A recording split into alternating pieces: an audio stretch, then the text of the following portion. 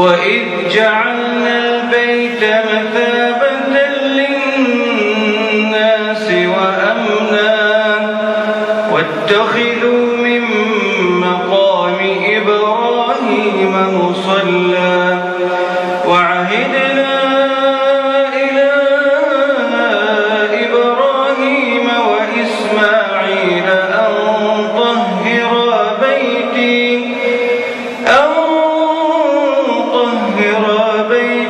للطائفين والعاكفين والركع السجود. وإذ قال إبراهيم رب اجعل هذا بلدا آمنا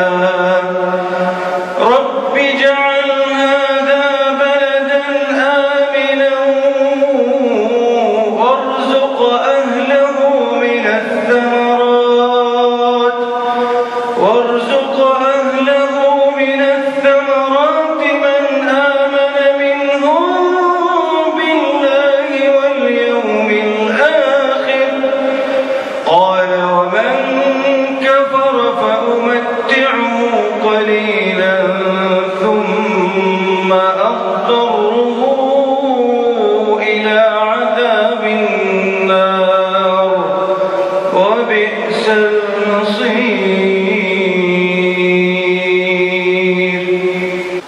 جعل الله الكعبة البيت الحرام قياما للناس والشهر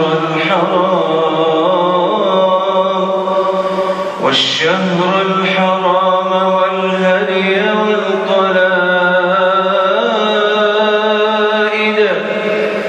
ذلك لتعلموا أن الله يعلم ما في السماوات وما في الأرض وأن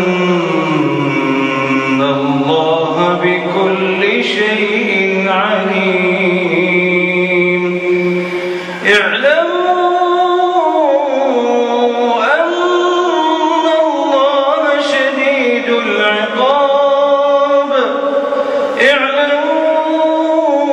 أن الله شديد العقاب وأن الله غفور رحيم.